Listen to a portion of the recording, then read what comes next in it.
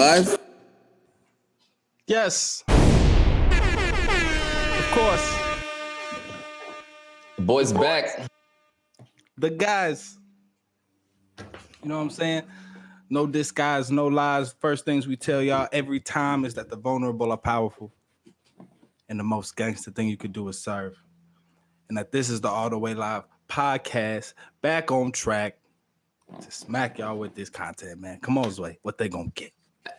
Hey, man. Welcome to the All the Way Live podcast. It's your boy Zway. It's your boy Miles. You know what we do every weekend. We come through with this carefully curated content for your cranium, and what we exhibit, better yet, what we try and create is a space of positivity on this show, man. We're very determined to ensure that whether it's 1 people, 10 people, 10,000 people, or 1 million people, it don't matter to us. Everybody is absolutely welcome into this space over here where we take down some hot topics, we read, we review what people recommend, and we recommend what people review, etc., man. We just bring some hot content, and we're gonna do that again this week.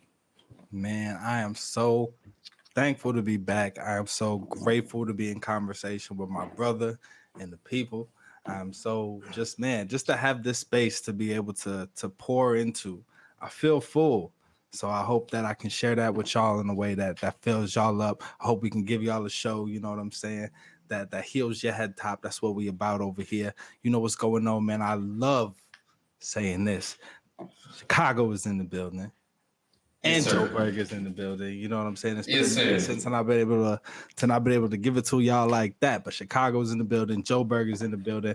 On that side, brought to you by the illustrious Gallery Momo. You see the art in the background. You know what I'm saying? You see the foliage. You see my boy. You know what I'm saying? He's wearing cowboy chic right now. You know what I'm saying? It's the blue jean jacket, mad denim with the splotches. You know what I'm saying? Indiscriminate splotches. You know, he looked like he's the leader of a band. My brother is the leader of a band called Indiscriminate Splotches today. You know what I'm saying? I am over here in Chicago with your boy Miles Xavier, man, recording this podcast from stolen land. That's right, man. All the Way Live is recorded on stolen land. This land was cared for by the Potawatomi people, the Council of the Three Fires, the native indigenous people to this land that cared for it before it was violently taken from them through colonialism, right? So we acknowledge that past and we lift up love for indigenous people the world over. Anywhere that natives have their land taken from them forcibly, we lift up the names and the cultures that continue to survive and thrive, and the cultures that have been lost to that stuff. And we acknowledge that violence that's done to them is inseparable from the violence that we see in our cities today, our country today, and in our world today. So lifting up love for indigenous people, Native Americans, for Black and brown people the world over. Intro over. What a show we about to get into, man. I'm so excited. Brothers Way, where you want to take us first, man? Hey, bro, listen, we've been moving around. I think we've shot this show now in the last few weeks in 2-3 different countries, 3 different cities, you know, so it definitely feels good to both of us be back in our stomping grounds and both of us being back at home, if you will. But you were just in Europe. And we've spoken about a little bit of your trip, but I think we wanted to save some of the Europe experience for the show. So how was Europe? Yeah, Europe was amazing, and we wanted to save that bit for the show so that we could fully acknowledge that the responsibility for the rhythm ruckus is on me, man. You know what I'm saying? I've been out here getting low, getting right. That's an important part of the process. We wanted to be able to continue to deliver y'all some amazing content during that, but through unforeseen circumstances, we weren't able to do that on the fly the way we wanted to. Growing pains, but I'm so happy to be back. And I feel so full, man. I feel grateful. I feel, you know, as I told you, man, as we spoke about it, like as soon as I got back, I just had so much to pour. We even decided not to record that day, and because it's a transition period, man. When you come from, it's a blessing, first of all, to be able to go on vacation in these times, period. right? So I had planned it, got pushed back. I'm still waiting on reimbursement from flights. I've had my nose COVID swabbed every other day for the past 14 days, but the trip was able to happen. And so that's a blessing in itself. It's a blessing to be able to shell out the cash, not only for the flights, but for the COVID test. Traveling is a real luxury right now. And I'm just grateful to be in a position to spend that dough, to spend that time, to move my schedule around for the people that I love and care about. So it was an amazing trip, man, going to Europe for the first time. That was your first time? Yeah, man. Yeah. So initially, you know, you and I, the guys, have talked about many iterations of a trip to Europe, right? Like, especially before Brexit, when it could have been, it was much easier to go between the mainland and the UK. So we had Spain, Amsterdam, we had all types of different destinations in mind. And, you know, as we've acknowledged also on the podcast, you're making your way to Exeter, making moves on through the online classes. Just had your first week of school. We'll get into that. But there were many versions of this trip that had many different reasons and destinations. But what it ended up being was me going to hang out with my homegirl, Lalani. Y'all might have heard that name on the podcast a few times, supplying us with all types of dope topics and perspectives. But yeah, man. So it was a beautiful trip. I had somebody who was able to show me around a little bit. One of the main things that I felt when I got to London for the first time, I looked at all those buildings and I was like, man, colonialism was super lucrative. You know, it was super lucrative. It's hard not to look past all of that accumulated wealth and be able to think like, damn, think about where this wealth came from and how much had to be taken in order for this to look like what it does right now. That was the first thought that I had when I got into London. Now, you were in London, then you were in Scotland. What was your initial reaction stepping into London for the first time as a city? So really, all I really saw was from the airport from Heathrow to Chiswick, which is relatively close, back to King's Cross. And King's Cross is very much what you're speaking about, man. It's this crazy building that just it echoes the architecture of that predates, you know, America, right? Predates the country that I've grown up in, and like I've seen imitations of that architecture, but when you really see what has been built in Europe, the spires, the kind of like it's hard to even describe, man. The graded kind of ceilings and rooftops. It's like it really does speak to a time before everything that we know is in terms of America. Another example of that, right, is like you don't see even chain businesses are molded into what the neighborhood looks like, right? Here, you drive around the streets in America and you immediately spot a McDonald's because of these golden arches. You immediately spot a White Castle because it's this weird, tiny castle-looking building. You know, going across in London, Edinburgh, all the different spaces that I was in, the commercialism is so much more bent to the aesthetic of the community, right? The aesthetic of the architecture of the street. And so it's really kind of peaceful in a way to kind of look out your window and see buildings first, architecture first, character of a community first, before commercialism, before billboards and advertisements and stuff like that. So that was dope. I mean, that's the big difference about the US and anywhere else, is that the culture in America is consumer culture. So consumer culture is just, the options are massive, and where you can buy things is usually the center and focal point of communities, right? Be it a mall, be it whatever the case is. And even when you get into it, the options are just baffling, right? I mean, you can pick up such specific different types of things. So that's always been like the big dichotomy between the US and its partners across the pond, is that difference in that the US just takes consumerism to a whole new level. That is American culture. Is consumerism is undoubtedly American culture. You find that in the holidays. You find that in every single holiday in the US is geared around spending. Every major holiday is geared around spending. Be it 4th of July, you buy fireworks. Be it Thanksgiving, you're buying a whole whatever. Halloween, you're buying.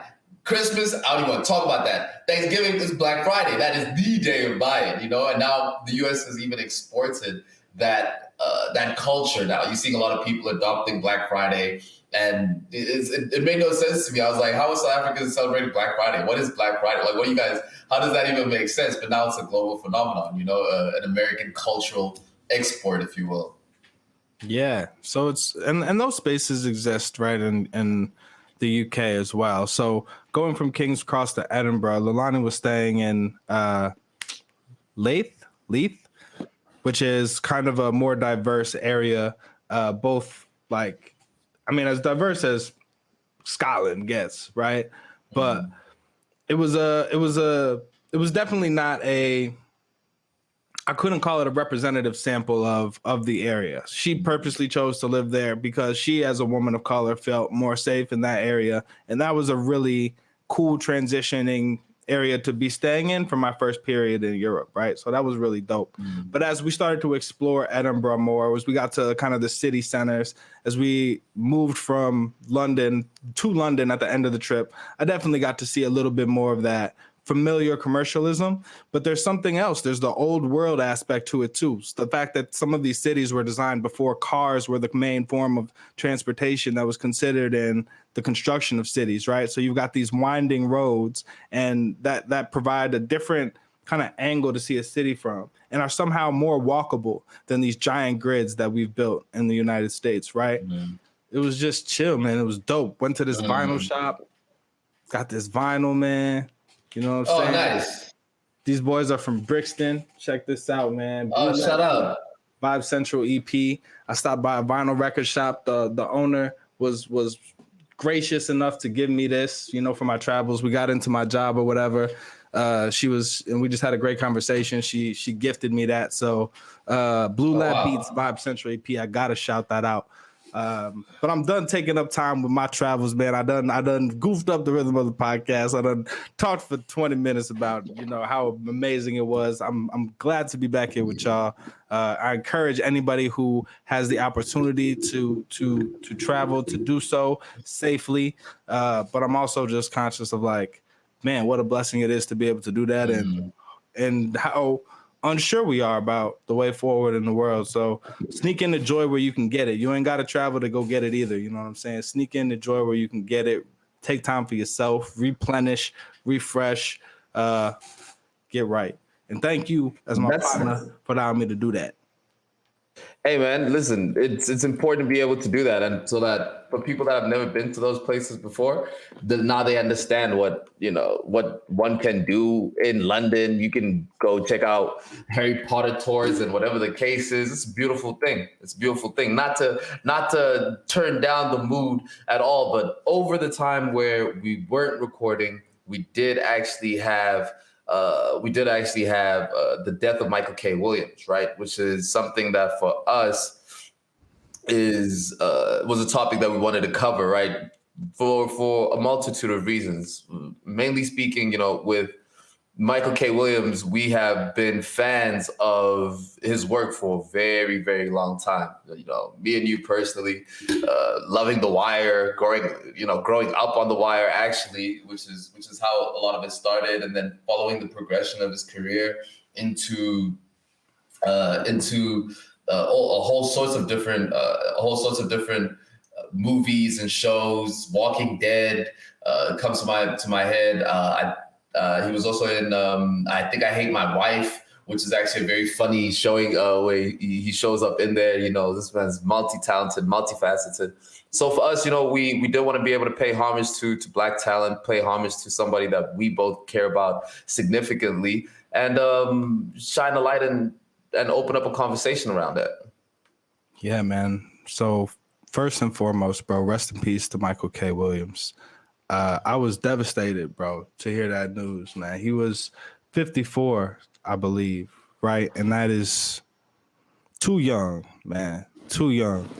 And it's always sad when somebody who has gone out of their way to portray characters that we can see ourselves in, you know, when we all have those forms of representation. You know, for us, Michael K. Williams meant something special to us as a black man, but I think everybody can relate to having that representation and how much it hurts when that's ripped away. And Michael K. Williams in particular, man, went out of his way to portray characters that represented communities that were marginalized that don't often get a lot of light, right? So everything from, it wasn't normal to have a character that is as powerful, as strong a focal point as Omar was on The Wire, for them to be homosexual, right? Especially in a black show. And to show a community give that character respect for things over, for that character's code, for the way that they carried themselves, for their reputation over that homosexuality, I think was an important representation of the complexity of black community. And so that character to I mean, just being in some of the shows that have meant the most to me. When They See Us, his portrayal of the father and When They See Us was heartbreakingly real, bro. Yeah, that was a good one. Yeah, man. To Lovecraft Country, he's the father in that, or the uncle in that. Does an amazing job, kind of bringing this, grounding this really surreal HBO like sci-fi show in blackness and in a real experience that's complex as well, and complex family. So, man, yeah, he's also in Boardwalk Empire. He's in 12 Years a Slave. He's in Inherent Vice. He's in The Sopranos. Those are some of my favorite, those are my favorite Michael K. Williams movies and shows. Those are some of my favorite movies and shows, period. Period. You know what I mean? So this was a real gem, like lightning rod of a person that we lost, man. And so he received a few Emmy nods, some recognition for this, for some of his work in When They See Us, another HBO show, The Night Of, and Bessie, and Lovecraft Country. So he was getting some of his flowers, but we need to lift it up even more, because, man, we really lost one with him, man, for real. So rest in peace. Yeah, man. And whenever there's grief and loss like this, it's awkward because you never want to talk about the particular. You never want to shine a light on the negative parts of things, right? The fact of how he was found, things of that nature. But at the same time, it's still important to note, like, yo, this taking drugs in this day and age is a whole different thing, man. It brings me back to what I heard Juice WRLD's manager say, where he said, listen, he was saying what he was doing was essentially just testing Juice WRLD's drugs so that they can just make sure at least that they're clean, because there is a real thing about fentanyl out here murdering people, man. That is such a real thing. So as us being young men who have explored with, as young men do, just explore with drug experimentation and just trying a whole bunch of different life experiences and whatnot, and understanding how a lot of other young men can find, young people or just people in general can find themselves in a place where the environment is open to them experimenting with things.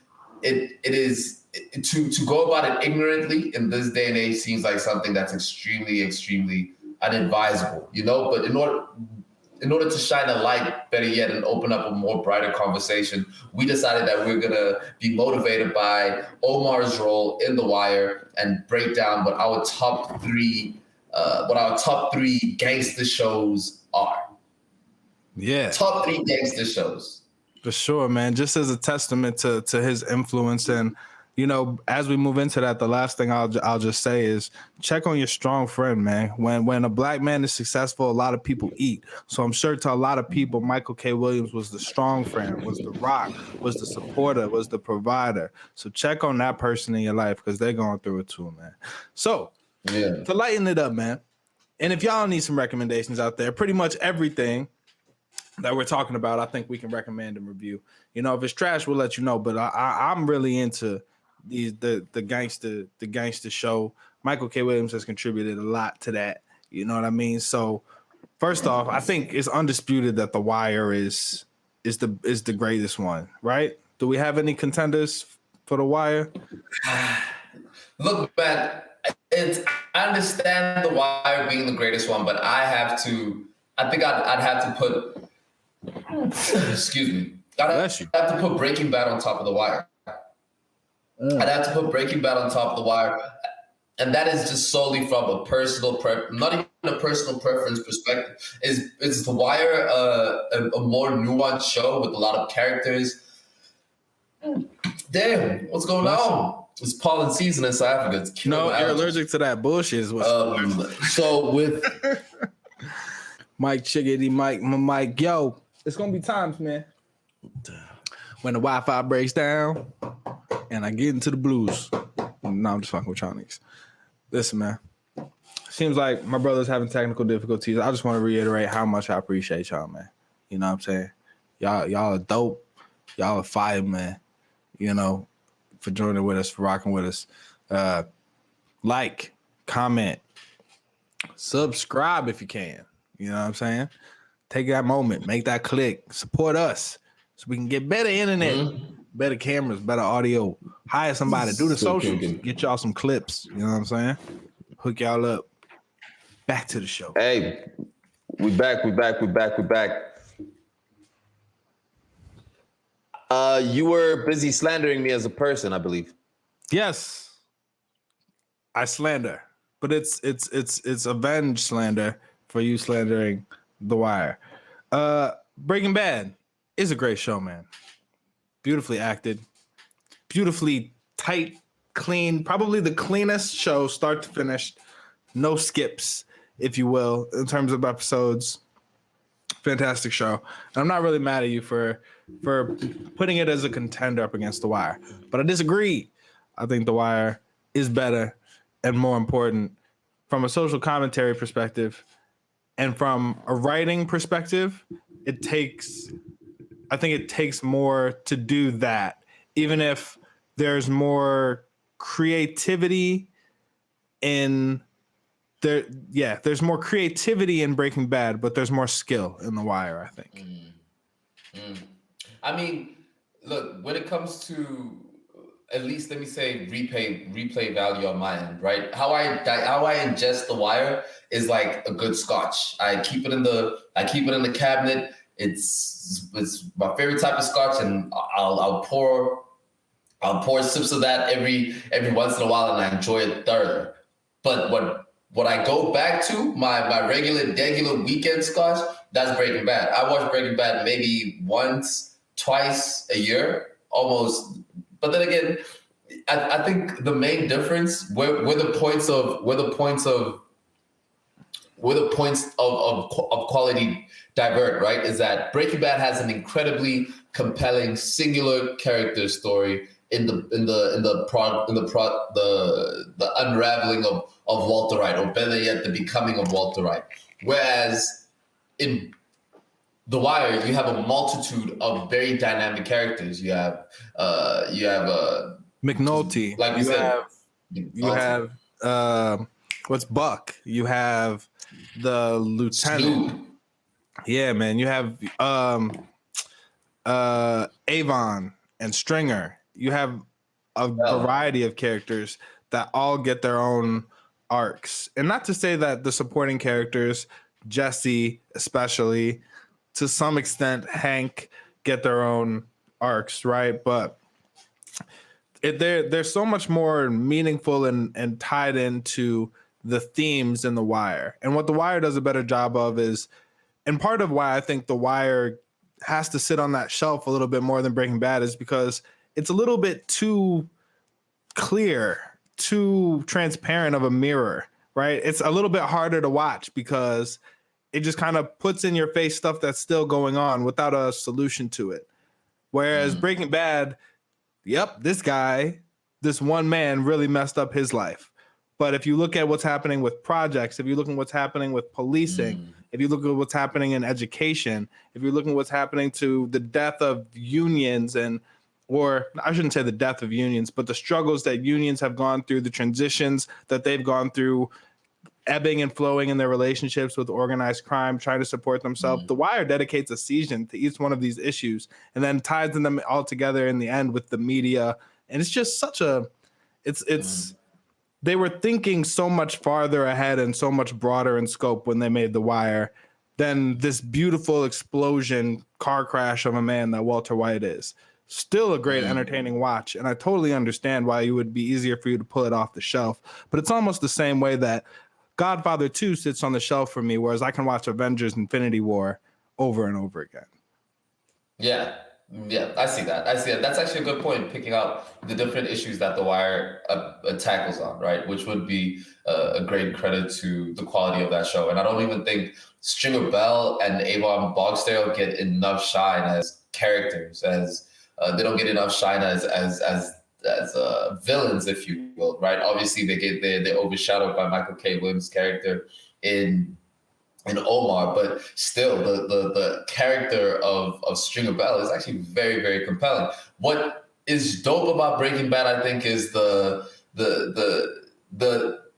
it is the simple nature in how it is shot adds a lot of it adds a lot of it's very inclusive in your viewing experience of it. When you're watching Breaking Bad, you feel as if you are in that room with Walter White or with Jesse and with the family, and you understand the dynamics of it. Even the character, even Gustavo Fring as a villain, is an incredibly compelling villain. So poised, so detail orientated, so meticulous in how maniacal he is, right? Which is a very different flip of a type of villain that we've seen in a lot of other different shows. It's splitting hairs, and I hate to be advocating, because it really is very difficult to choose between 1 and 2 on that. And if you're okay with that, we can say 1*2 out of The Wire and Breaking Bad. The more controversial one would be what we put as number 3 on that list.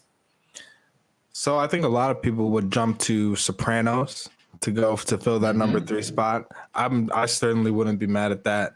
A few others that we can mention and see if you hear any contenders in there. Snowfall, Boardwalk Empire, Power, Peaky Blinders. What are we missing? Anything else? Sopranos is the main one. People would kill us if we didn't include Sopranos. So I think we've definitely covered all of our bases. If there's anything that we've missed that people think that we should have reviewed it, that we should have brought up instead, I'm definitely open to hearing that. I'm definitely open to all sorts of input. I don't think Prison Break counts as a crime show, and also Prison Break does lose steam very quickly. Well, I commend them for staying true to the name, because once they ran a compelling show about a prison break, and then once they broke out of prison, they decided we could either expand the show beyond prison breaks and about this man's life afterwards, or we could keep giving them prison breaks. And by golly, they gave us all the prison breaks, bro. We're talking. There's a point they were trying to break into the prison. I said, what type of prison break is this? They definitely doubled down on the prison breaks. They said, we don't care how we get them back in prison, but we gonna give y'all another break out. We promise. I don't think that counts. But I wanted to bring up. So one, I think we can't skip over. Michael K. Williams was in an episode of The Sopranos. I love The Sopranos, and I know a lot of people that have given it 1 watch and didn't like it, and 2 watches and didn't like it, and have just were just like, I couldn't get into it. And I know people who have given it a 3rd and 4th watch and eventually it clicked. It definitely took me 1 or 2 to be like, all right, I kind of get it. You have to be in the right frame of mind for The Sopranos. I think if you're on a gangster movie run, if you're running through Godfather, Goodfellas, Casino, kind of going through the De Niro, Pesci kind of films, it fits into that vein, right? It's almost an extended. Each season is like an extended look at the characters that might be in one of those movies, and it's a slow burn, man. It's a slow burner. That's what it is. It's a slow burner. The slow burn. So, but I love it. And then, so I would put that at 3, but Snowfall is a close contender, man. Depending on how Snowfall closes out, Snowfall has had some moments, some scenes where it's really held up in terms of the cinematography, the acting, the storyline, the way it gets into issues, represents groups that are familiar and yet fictional. Yeah, I think Snowfall's a good contender for that 3 or 4 spot. And then what do we throw a last one up there to make 5? Narcos, man. I think we have to consider Narcos. It will be wrong for us to not even put that in, and I'm glad that we caught that at the end. Definitely got to consider Narcos into that list for sure. Both season 1 and season 2. I think Narcos Mexico, Narcos Pablo Escobar, incredible. I think the Narcos Mexico is an even better version of the first one, but the story of Pablo Escobar is just so compelling, man. That's iconic. Great catch. Off the backboard to yourself on that one, man. That was beautiful. And those last 3, you could switch them and swap them around as much as you want to. To me, I think that those are all great. So let us know what your favorite gangster film TV shows is. If you hate gangster TV shows, then let us know what you watch instead that you really like. You know what I'm saying? Whether it's action, whether it's drama, if it's got good cinematography, if it's got a compelling story, you guys are into that. You know what I'm saying? Mm-hmm. Cool. Hey man, I think we done cooked up. We done gave people a nice batch of content on that. We have a little bit of. We have more. One more. Recommending to y'all. Power Book 3. Kanan. I don't know if they went and took the Space Jam ball to the Sopranos set and the Snowfall set and the Wire set, but they brought it back to Power Book 3. Raising Kanan. I know what y'all thinking. Power, Miles, you tripping. I know. I would think so too. But Power, Book 3, Raising Kanan is fire in that vein. Couldn't let you go. All right. Current news. Take it away. Let's do it. Hey man, we got some deep things to talk about. We are going to stay consistent in our support for Black women. We're going to stay consistent in our support for Simone Biles as she goes through Simone Biles as she was testifying this week. What I'd like to do, if you don't mind, Brother Miles, is just give a quick read on, we're pulling this from CNN just so people can be up to speed. Olympic gymnast Simone Biles. Hold on, man. You giving them everything, man. Hold on, man. You giving them bars. Give us a quick read to get them up to speed. That's how we do current news, man. My boy Smooth. All right? And you know what else happens when we get to reading. Yo, nigga, your brother told us how you be all into reading and shit. Hey, that's some real good shit, my nigga, for real. Congratulations, nigga. Proceed. No cap, my glasses really are dirty. But that being said, if we have to read this quickly, what we're getting is Olympic gymnasts Simone Biles, Michaela Marini, and Ailey Raisman, and former college champion Maggie Nichols on Wednesday offered a devastating testimony, sometimes through tears, to Senate Judiciary Committee about how USA Gymnastics, their sports governing body, and the FBI, America's principal federal law enforcement agency, mishandled investigations into convicted sexual abuser Larry Nassar. The former USA Gymnastics team doctor was accused of violating more than 200 victims and is now serving a prison sentence of 40 to 175 years. The gymnast's words were gut-wrenching to hear, both because of the deep suffering they described and because it was clear throughout that these young women, these strong athletes, should never have to be there in the first place. They were in the public eye before the nation's highest legislative body, recounting their trauma for the world. And they were doing it because at every turn, the people keeping them safe failed. That's a shame.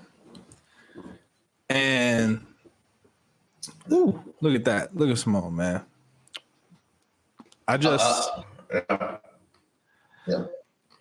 I just feel for all the women from the gymnastics team that are in this situation. I just want to center this conversation around them and their humanity, putting their feelings first. So, I think the most important thing that we need to take away from this is that they weren't heard, right? It wasn't that they didn't speak up. It wasn't that, they were struggling with the trauma. Not that they weren't, but this isn't a case where they weren't able to bring it up when it was happening to them. They were saying this back in 2015, and for 3 years, it went justice was not was not to be had. And I think what that speaks to is an environment where people ain't trying to hear that. And that speaks to, and if that environment, if that's the case in USA Gymnastics, if that's the case in so many of these spaces, Hollywood, if that's the case in the upper echelons of big business, then what we're finding out is that powerful people everywhere are taking advantage of others, right? In particular, let's not mince words, powerful men are taking advantage of the women that they find in their company and in their care. I ain't with that. So we need to talk about why it is that not only, even when these women speak out, nobody hears them. And that's all this is. This is an opportunity for us as men to, again, recognize that the work of fixing this problem that women are facing isn't on women. It's on us to have the conversations that we need to have within our circles, amongst our peoples, amongst our brothers, amongst our homies, amongst the guys that we go out with and be at bars with.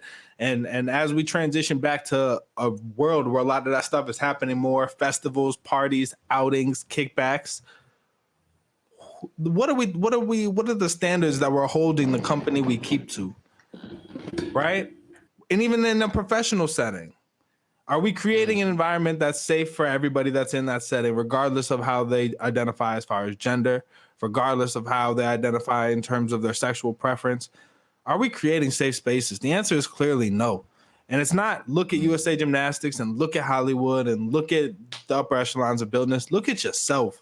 Because it's only a matter of time before your field or your company or you is one of these headlines. If you're not thinking about how you create safe spaces for people that are clearly saying they're not being heard and that they're being hurt.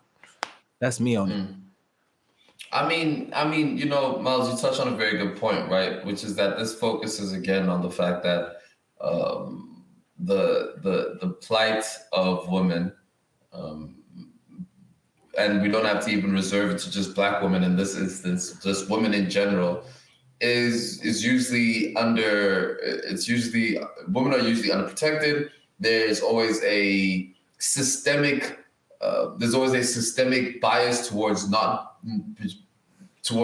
women not necessarily being prioritized in rape cases and in assault cases and in things of that nature. I know for specifically here in South Africa, the conversion or the conviction rate of rape in this country is extremely, extremely low because of the system that fails to be able to protect women in that sense. You know, so it's extremely disgusting, bro. Like it really is a heart-wrenching thing to have to cover. It's a heart-wrenching thing to have to hear about because these are the absolute elite of athletes who are being assaulted by the hundreds, right? And if you watch the documentary on Larry Nassar, you see multiple times the different instances in where people were trying to speak out on it, be it family, be it whatever, and it just kept on falling on deaf ears, right?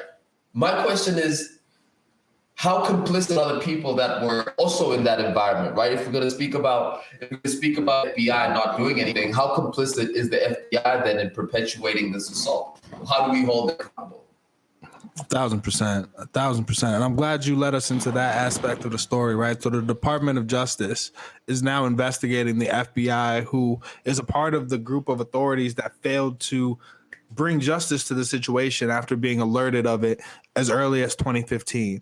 And exactly as you said, man, if this can happen to the greatest athletes in the world with the FBI on the case, it speaks to how deeply culturally backwards we are in terms of listening to women and prioritizing their safety, bro. This isn't just Joe Blow and the local FBI department, bro. Or the local police department.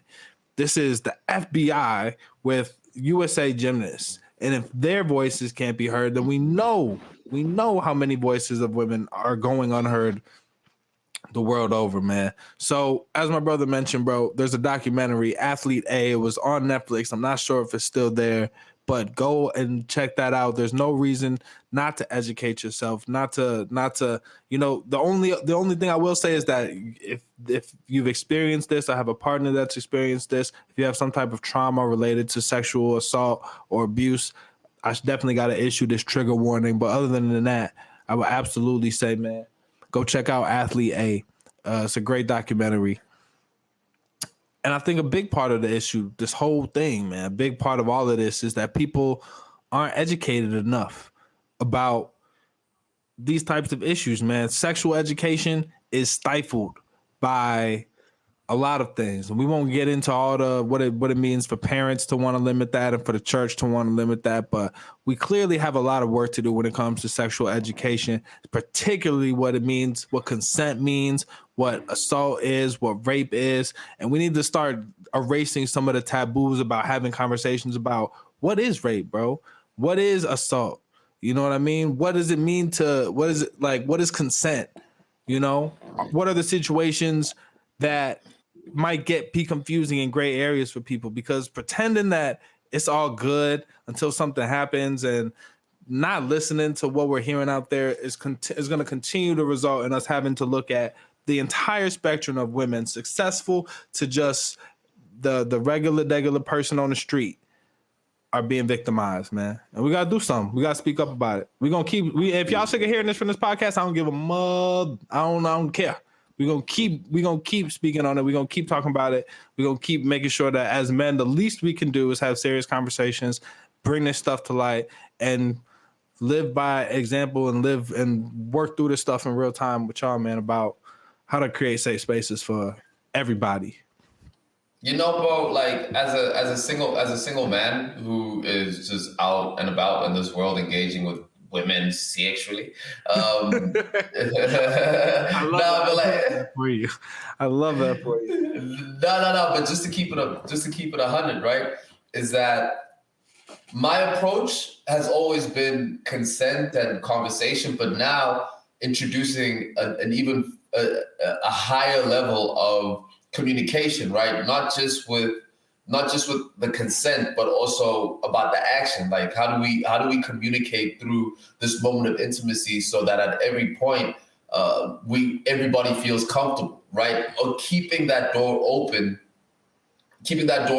for comfort, right? Keeping that door open for conversation and for just like intimacy, right? And this is just something that and the older I get is something that I value a lot more in those types of engagements. And obviously this is a little bit of a sidestep away from Larry Nassar, who is a serial sexual deviant.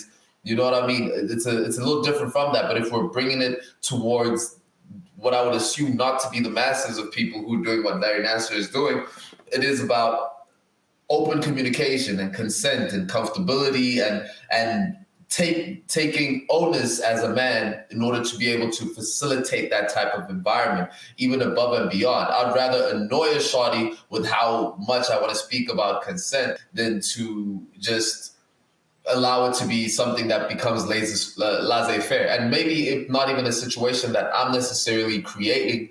You know, people have traumas. People are coming through with different experiences. People are coming through with different baggages. And you just want to be able to keep as open a space for people to feel comfortable, man. And it's fly. It's working.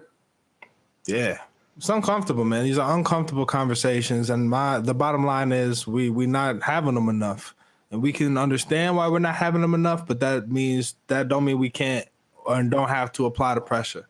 So talk about this type of stuff with your homies. Talk about this type of stuff with your significant other.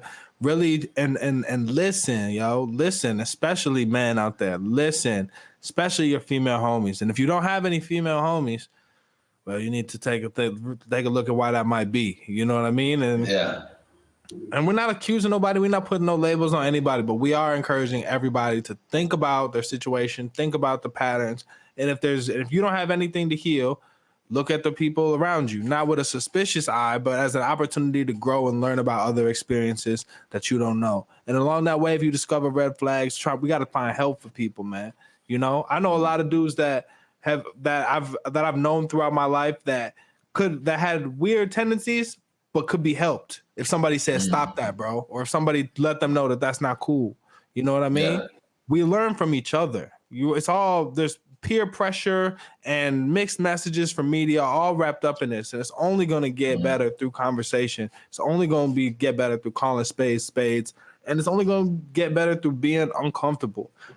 So welcome That's a that. fact. We welcome you to that. And if it gets real deep and you need somewhere to talk about it or express your feelings or leave a comment or just like something that somebody else said or subscribe to a couple of brothers that are trying to have some conversations where it gets deep and hard and difficult, but still with love and gratitude and peace, you already know what to do, man. Hit the button, little alarm bell, like it, comment, subscribe. Join us on this journey. Join us on this journey. Yo, listen, man, we are now about to get into a particular part of the show that has quickly become a fan favorite. Miles, why is this particular part of the show a fan favorite? This part of the show, and for those of y'all that are only on audio, I'm hitting the Cabbage Patch right now. This It's is hitting the Cabbage Patch, ladies and gentlemen. It's hitting the Cabbage Patch. This is recommended in review. And we love recommended in review because we get to interact with you. We review what you recommend. We recommend what we think is cool. And this week, we're getting into two other albums that came out that we had thought was going to be fire. Baby Keem, The Melodic Blue, and Mozzie. I forgot what that one's called off the top of my head. I'm going to have to look it up. I'm going to have to look it Untreated Trauma. Untreated Trauma by Mozzie. Where do you want to start? We're going to start with Mozzie? 100% I want to start with Mozzie, bro. 100% I want to start with Mozzie. There's nowhere else where I'd want to start. Funny enough, I've been listening to a bunch of Yo, listen, if you like gangster rap, I'm going to speak right to the camera, Miles. I ain't looking at you right now. I'm looking at people. If you like gangster rap, well, and you like that raw, hip hop. You like that raw hip hop. Hip hop. I thought you were gonna follow up with hip hop. I'm getting my Mozzie ad libs ready. It's gotta be hip hockey. Hip hockey, hella hockey. Bro, Mozzie is so dope. I've been listening to Internal Affairs by Mozzie, running that back. That stays in rotation for me. I love that album. Mozzie is so particular. He's so unique in his delivery, in how his authenticity and his storytelling, bro. I think that's something that shines through with Mozzie. Mozzie's an incredible storyteller. I remember when we first, both of us, listened to Sleepwalking off of that Internal Affair. It was before Internal Affairs, actually. Sleepwalk. That dude, it is so artistic in its approach, man. And I think when people talk about where we are with gangster rap and how gangster rap gets pushed forward, you have to include Mozzie in there, bro. This stuff is so poetic. So going into Untreated Trauma, I was super excited. I was very, very excited for Untreated Trauma. Man, listen. From Fake Famous to One Up Top Ock to Beyond Bulletproofly to Internal Affairs, man, there's always been even the collab with Sue Surf. I've never been disappointed by Mozzie's ability to, as you said, creatively deliver the gangster rap music that not only like it just captures this feeling, man, and it don't gotta be too complicated. It don't gotta be too complex. It just when Mozzie talks about being fed up, you feel that. When Mozzie talks about, feeling betrayed, you feel that. There's something about a man who speaks about sticking to a code that you hear the consistency of that character in the album, and that almost attaches me to him and who he is. There's an it factor of celebrity and there's an it factor of this man is a leader, and he's got that it factor of leader. You know what I mean? It don't have to be glitzy or shiny. It can be grimy, and I'ma still want to be slimy with Mozzie. You dig me? Yeah. This one of my lesser favorites as a whole project. Interesting. The first track, straight to the fourth, I really liked it. I thought we were gonna get a more introspective version of Internal Affairs. And while I felt like in some ways we got that, in some ways we got Mozzie's bossing up kind of one level above. It seems like his perspective is one level above the street perspective that he gave us, and there's been a progression of that.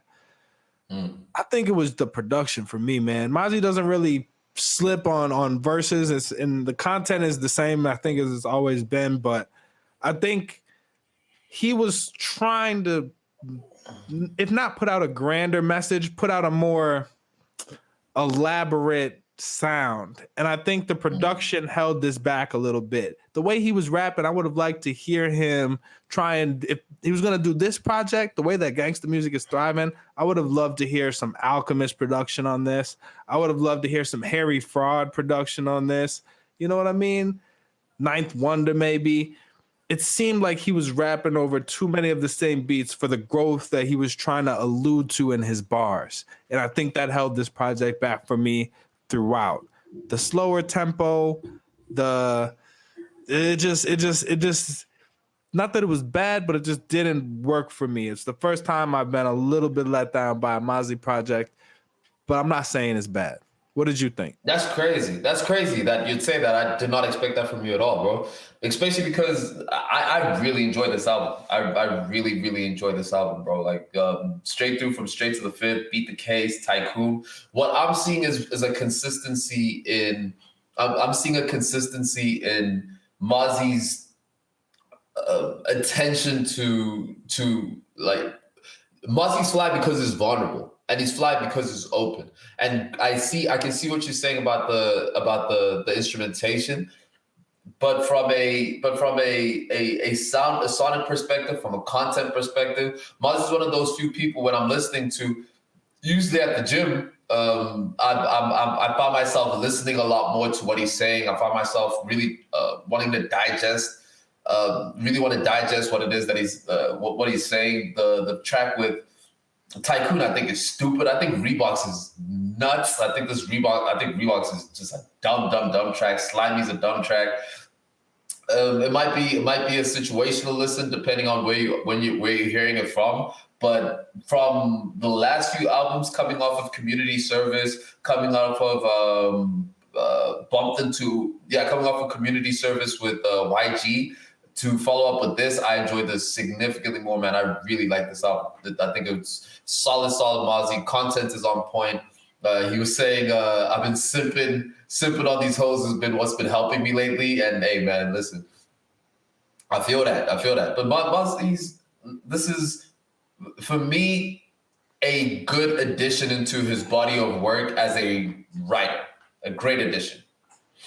Yeah, I could agree with that. It's a great addition to his body of work as a writer. And I think over different production, I might have liked this more. But I'm really glad that you like it. That's actually really relieving to me, because as somebody who's such a huge fan of Mozzie, I was bound to come across a project that I didn't love as much as everybody else. But it's one thing if, you know, it's universally like, oh, this isn't trash, we don't like this new direction. Or if it's like, yo, I really respect your music opinion. So if you like it, I'm glad that, you know, it might be just another step forward that isn't for me.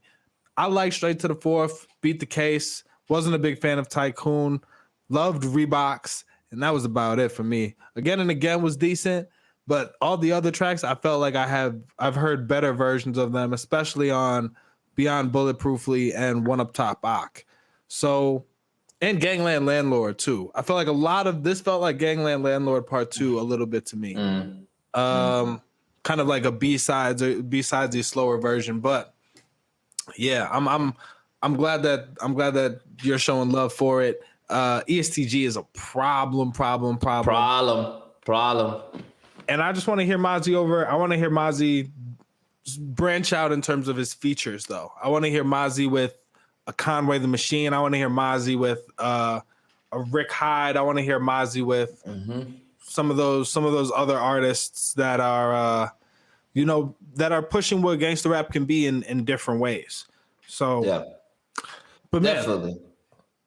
If I have to put a sticker on it, man, I have to say 3.5. out of 5. I think I enjoyed 50-60% of this album. It's a short 10 piecer, so that's a high enough percentage for me. I dig it. 3.5. Yeah, it's a 3 for me. It's a 3 for me, dog. I would put this just under that. Yeah, I think I gave the ESTG and the 42 Doug 3.5s. I'm gonna give this a nice little 3. But I'm happy to return to it, bump it in the whip, bump it on different speakers, take the songs I like and put it on playlists, and maybe it'll grow on me. Definitely. And if we have to speak more about some of the other things that we have to review, Mr. Miles Xavier, I don't know how Baby Keem's album sat with you. It dropped I think 2 weeks ago, specifically, but Baby Keem's Melodic Blue. I'll start by saying I was excited for this. I'll start by saying that Baby Keem has put a lot of freestyles, Lucy's. He's given me a lot of reasons to be anticipating this album.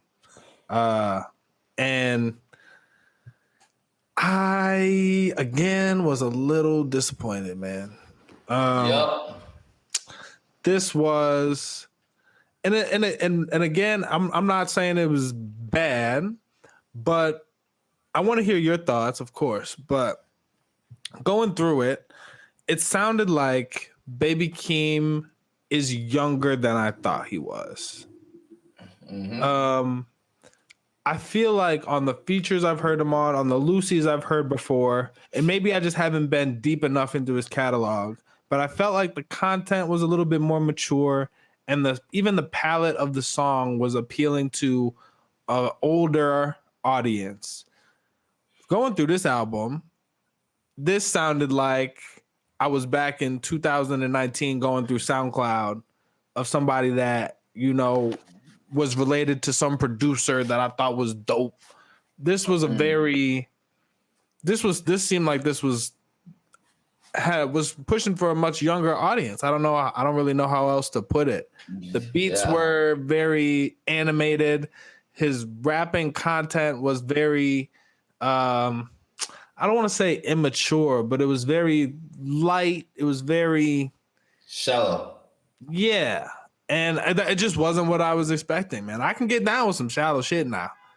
Don't get it twisted.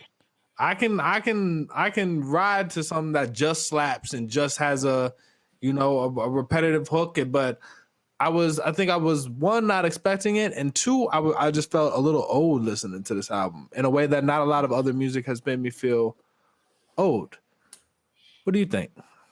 I mean, look, bro, you are one, so it makes sense, right? You are old. But with the Baby Keem, I was saying very much the same, and I like how you encapsulated that. I definitely wasn't a big fan of the album first listen. It definitely did sound a little bit. I was hoping for the proximity with Kendrick to show itself in the maturity of the content, but then again, when you listen to Baby Keem, I mean, if we take it back to Hooligans, I think Hooligans was an incredible track that he dropped. Even Family Ties was super dope. I was expecting that type of content to permeate itself throughout the rest of the album, and I didn't necessarily see that. I was excited for a song called South Africa, and it didn't even slap like that. I think what we're looking at is, like you said, a very young artist who is standing next to a very great artist, and there's going to be some sort of adjustment process that goes in this artist living up to his potential and the potential of the constituencies around him. I see him having a good, interesting rub and impact on Kendrick with how Kendrick is approaching and how Kendrick approached the Family Ties stuff, and even the Range Brothers. I wasn't a fan of that Range Brothers either, man. I really didn't like that song. I was hoping, I hope more for Kendrick, but it could be a situation where it's music that is better enjoyed maybe in a very specific place in California, in a Range Rover, at a whatever, maybe we're just not in the right setting for it. But what would be dope for Baby Keem is to continue to find himself on sounds that are outside of the sound that he's pushing through, right? When he was on the Donda track, I really liked his verse on Donda. I really liked his verse on. I've liked his verse everywhere that he's shown up, right? I don't think he's featured on Certified Lover Boy, is he? I don't think so. But shout out to Jay-Z and Lil Durk for being two of the artists that are on both of those albums. That's pretty cool. But yeah, to your point, this was, and I want to go back to something you said as well about Kendrick's style when he's with Baby Keem, and even like kind of outside of that. I'm thinking of tracks like King's Dead.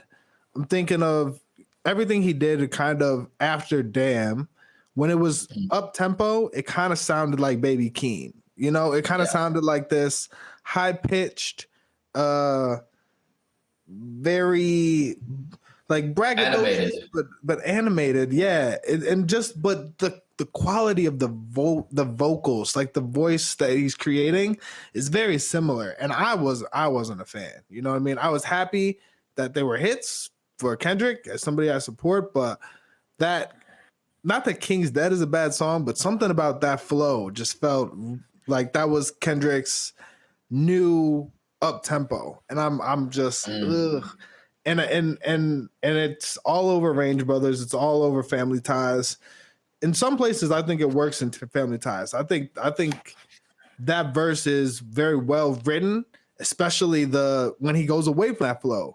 My mental been amazing, brother. Pop off only on occasion, brother. Like the more he moves away from that, the more I like it. And so maybe it's just that flow. But the good thing about that is that this is a young artist. This is his first real label debut. And so in terms of maturity, you would only expect it to go up. You would only expect him to get more thoughtful and then introspective. And we'll see what the response is to this album, man. Like I said, I felt old listening to this. So if the consensus is this is fire, you're just old. Bet. Then we're just old. Then it is what it is. I'll take this as a landmark, and we'll continue to, take that into account as we review stuff. But this wasn't it for me, man. If I had to pick out tracks that I like, I can't say that I won't go back to Family Ties. I like that. As I look at it, I'm kind of like, it's hard for me to even remember which ones I like. I think I like Do-Rag Activity, or I might just like the name of that song. Do-Rag Activity is nice, dude.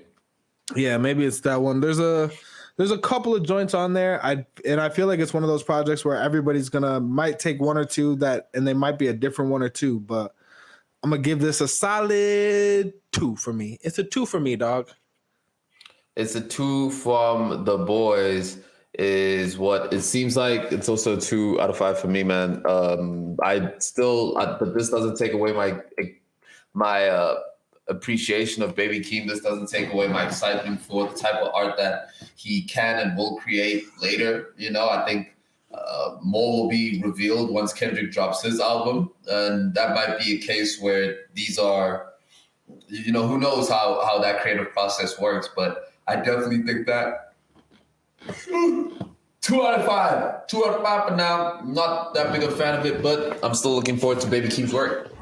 If you did like this, I would suggest you check out Kenny Mason. I would say that Kenny Mason is the artist that is. He's in his last album was a lot more rock inspired. But if you liked the bars on this, if you liked the way that the songs were put together and the attitude of the artist, dive into some Kenny Mason. I think you would definitely. I'm glad you mentioned that, because I thought exactly that when listening to this album, which is like, damn, Kenny Mason really is a better version of Baby Keem, with more poignant and focused intentions with the music. The subject matter is slightly similar. Young niggas in the hood on some gang shit, but like Kenny Mason delivers it very, very well. So good suggestion. Yeah, definitely. If you dig this, check out Kenny Mason. You love that. Yeah. And some older JID, who, by the way, not yet, but there might be a conversation to be had about Mr. JID.